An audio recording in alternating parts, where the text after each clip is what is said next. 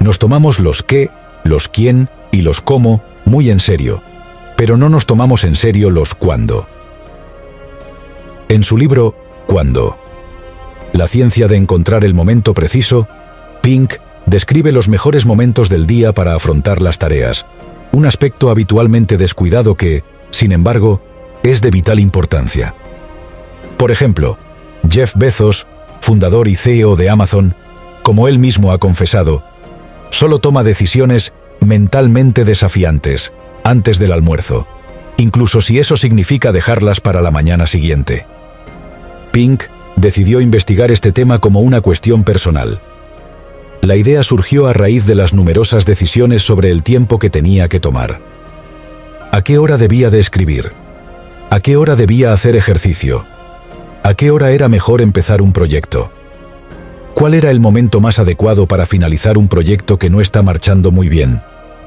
Yo tomaba todas esas decisiones de manera arbitraria y apresurada, y deseaba tomarlas de manera más sensata. Así que empecé a buscar algunas guías y libros al respecto, pero no existían. Entonces me puse a mirar si había investigaciones científicas sobre el tema, y me quedé sorprendido al ver que había muchísimas, y que abarcaban muy distintas disciplinas. Desde cronobiología, la ciencia que estudia los ritmos biológicos de los seres vivos, hasta economía, pasando por la antropología, la psicología o la medicina. 2. Saber elegir el momento es un arte, pensamos. El manejo de los tiempos es, en realidad, una ciencia. La vida son decisiones, y en esas decisiones hay un factor estratégico: el cuándo. Cuándo casarse, cuándo cambiar de trabajo, cuándo lanzar un producto, cuándo dar malas noticias, cuándo pedir un aumento de sueldo o cuándo hacer ejercicio. Con mucha frecuencia nuestras decisiones están basadas en suposiciones e intuiciones. No siempre son desacertadas, pero sí en muchas ocasiones. Una cosa es creer algo, y otra saberlo con certeza. Y no siempre lo que uno cree coincide con la verdad. ¿Crees que es indiferente la hora del día a la que tomas una decisión? ¿Es lo mismo por la mañana que por la tarde? El 7 de mayo de 1915, en plena guerra, un submarino alemán atacó y hundió un barco con 1.959 pasajeros a bordo, el Lusitania, que viajaba de Nueva York a Liverpool. Murieron más de 1.200 personas. Aquel acontecimiento fue un factor decisivo en la elección de Estados Unidos de participar en la Primera Guerra Mundial. Las investigaciones posteriores al siniestro revelaron que el capitán Turner cometió dos errores graves. Primero, a pesar de saber que se le acercaba un submarino enemigo, no aceleró el barco a su máxima velocidad para así poder eludirlo. Segundo, hizo una maniobra extraña para cambiar el curso de la nave que hizo que el giro fuese más lento y que finalmente fuese alcanzado por el submarino. La pregunta es: ¿qué explica que un capitán con su experiencia cometiese estos errores? Más de 100 años de investigación no han arrojado una respuesta definitiva, pero según escribe Pink, quizá hay una explicación más sencilla que nadie ha considerado. Puede que, bajo el nuevo punto de vista de las ciencias de la conducta y la biología del siglo XXI, la explicación de uno de los desastres más importantes de la industria marítima sea menos siniestra. Puede que simplemente el capitán Turner tomara malas decisiones. Y puede que esas decisiones fuesen malas porque las había tomado por la tarde. 3. El timing explica el 20% de las variaciones en el rendimiento de las personas sobre las tareas cognitivas.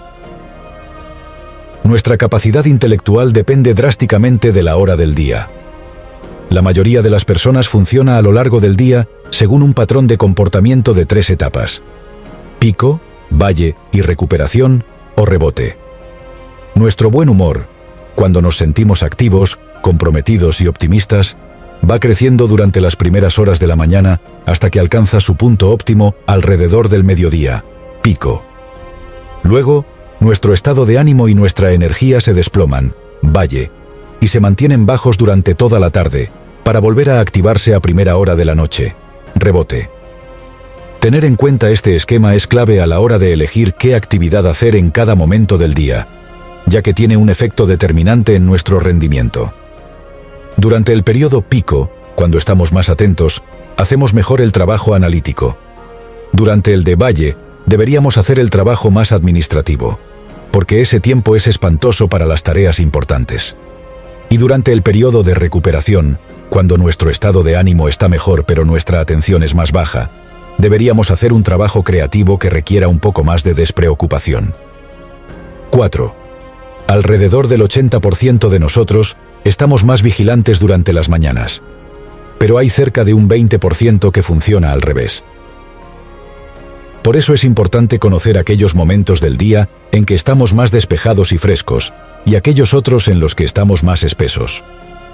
Tenerlos identificados es una fuente de información muy valiosa, porque nos lleva a tomar mejores decisiones y también a ser más productivos, entre otras cosas. Pink señala: hay determinados momentos a lo largo del día en los que los seres humanos estamos más en estado de alerta. Y esos son momentos en los que tenemos mayor capacidad de concentración, de focalizarnos en algo sin distraernos.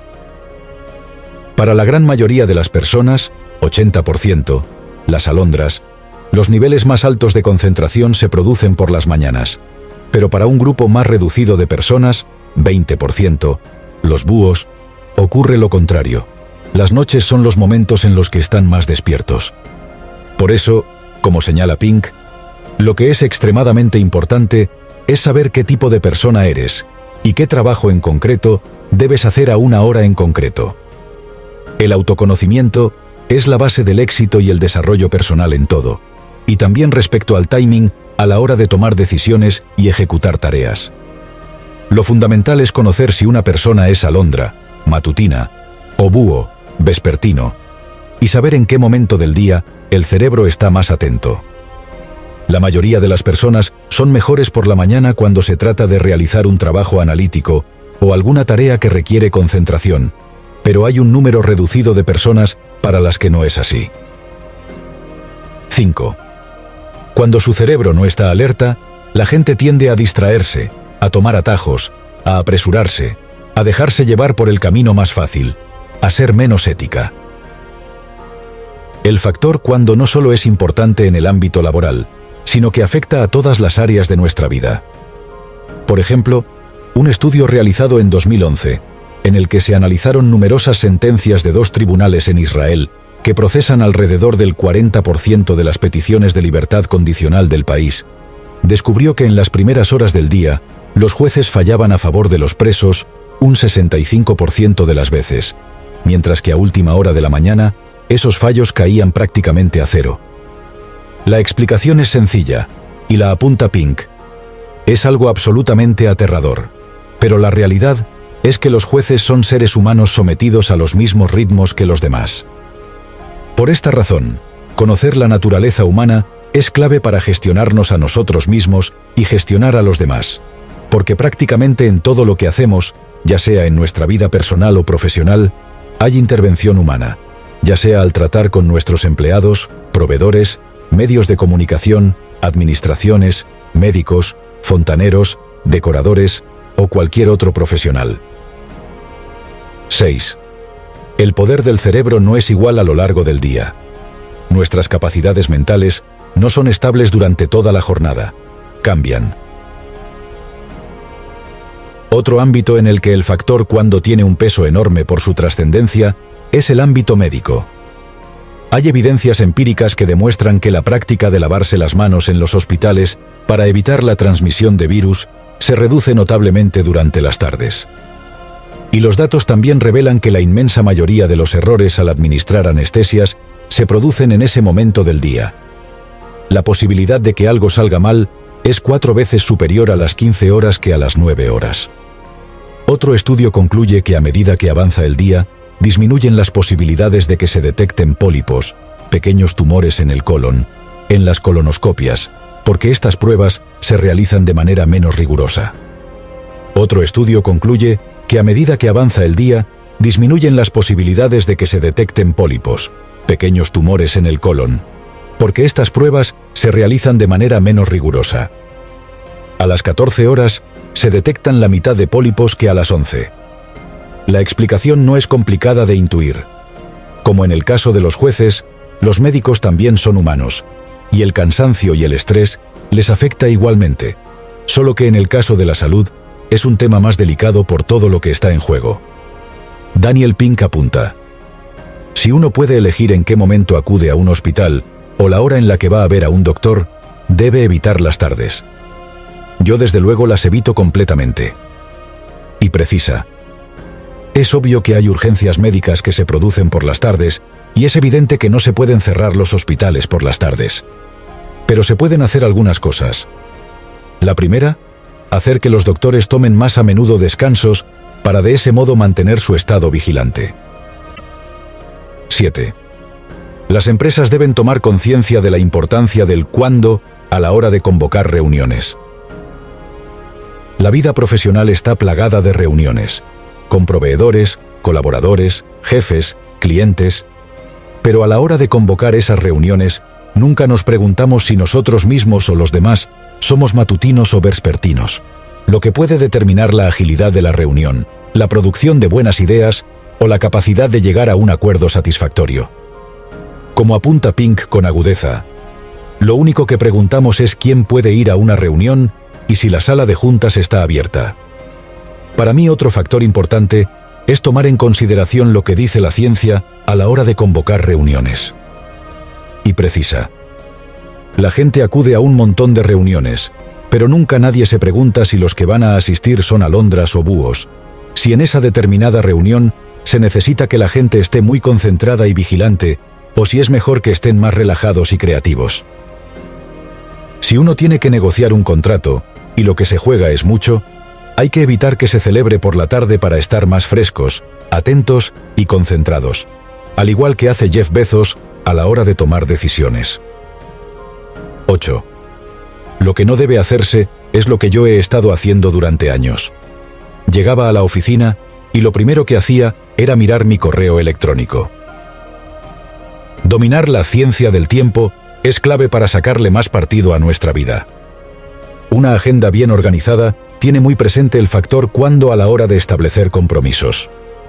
Como decía de forma irónica Miles Davis, trompetista y compositor de jazz, los tiempos no son lo más importante, lo son todo. Así, por ejemplo, las personas alondras, matutinas, el 80% de la gente, lo primero que deben hacer nada más llegar a la oficina es el trabajo importante, las tareas analíticas, aquellas que exigen más atención, porque así van a conseguir un rendimiento muy superior que si las dejan para otro momento del día. Tiempo atrás llegaba a la oficina por la mañana, dice Pink, y me pasaba una hora leyendo emails y respondiéndolos. Ya no lo hago. Ahora llego a mi despacho y ni siquiera abro mi cuenta de email, ni llevo mi teléfono móvil. Dedico mis primeras horas a hacer el trabajo más importante, el que exige más concentración. Y solo hago eso. También es importante mantener ese aislamiento de todo lo que nos perturbe durante las pausas. Distanciarse completamente es mejor que distanciarse a medias.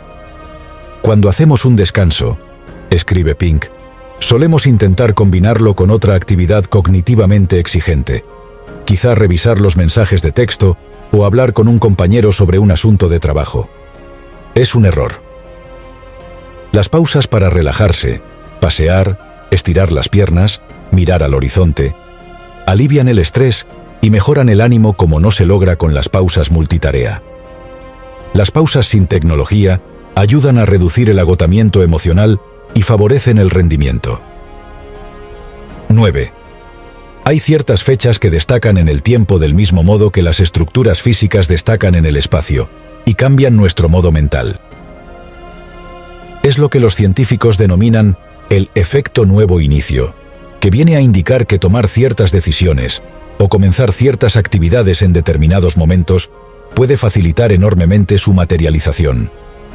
Así, si una persona comienza a hacer dieta un lunes en lugar de un jueves, el primer día de un mes en lugar del día 10 de ese mismo mes, o el día de su cumpleaños en lugar de 2 días antes, tiene más posibilidades de tener éxito. La motivación, los motivos que uno tiene para hacer algo, es más intensa en ciertos días. El mejor ejemplo de esta evidencia empírica es el día de Año Nuevo, el 1 de enero, como el día de mayor efecto de nuevo inicio, lo que explica que tanta gente haga su lista de resoluciones de Año Nuevo. Y aunque muchas de estas resoluciones caerán en el olvido, otras muchas llegarán a buen puerto. Pink nos dice: a mí me parece que las resoluciones de Año Nuevo tienen una reputación injusta. Mucha gente se ríe de ellas como resoluciones que nunca se hacen realidad. Pero la mitad de las resoluciones de Año Nuevo se llevan a cabo y, en mi opinión, es un buen porcentaje, sobre todo cuando se tiene en cuenta lo difícil que es cambiar el comportamiento de una persona. 10. Nuestras vidas son episodios, y como todos los episodios, tienen un principio, un punto medio y un final que afectan a nuestros comportamientos de formas diferentes. Especialmente relevantes son los finales de cualquier episodio.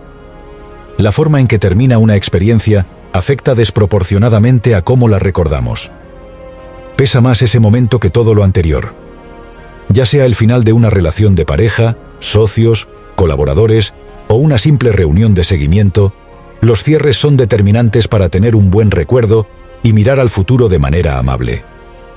Pensemos en una persona que trabaja durante 2 décadas en una empresa, dejándose la piel, y cierto día es despedida. Entonces, su actitud hacia la que ha sido su casa de toda la vida se torna en desprecio y rencor. Más de 20 años tirados por la borda. Lo mismo sucede con las rupturas de pareja. Años de novios y matrimonio, hijos, experiencias inolvidables, para al final acabar tirándose los trastos a la cabeza por un mal final. Ser consciente de ello debe llevar a prepararnos anticipadamente para abordar estas situaciones de manera estratégica y resolverlas favorablemente. Las despedidas, cierres, deben hacerse de forma elegante para no dejar un mal sabor de boca que arruine el pasado, el presente y el futuro. A todos nos suena el clásico: tengo buenas y malas noticias. Cuando damos noticias, siempre preferimos dar primero las buenas, para suavizar lo que viene después, y seguidamente dar las malas. Sin embargo, esa no es la estrategia más inteligente. Si bien puede ser lo preferido por nosotros, los emisores, es más cómodo, no lo es así para los receptores de las noticias. Distintos estudios han constatado que 4 de cada 5 personas prefieren empezar con una pérdida o resultado negativo y terminar con una ganancia o resultado positivo. Tiene sentido. Acabar de manera positiva es más esperanzador que hacerlo de manera derrotista. Los médicos, profesores y parejas no son muy hábiles al dar buenas y malas noticias, escribe Pink, porque olvidan cómo querrían que se les diesen a ellos las noticias cuando son pacientes, alumnos y cónyuges. Gracias por mirar este video, te agradezco infinitamente que le des like, suscríbete y comparte con tus amigos, de verdad que me ayudas mucho y no te cuesta nada.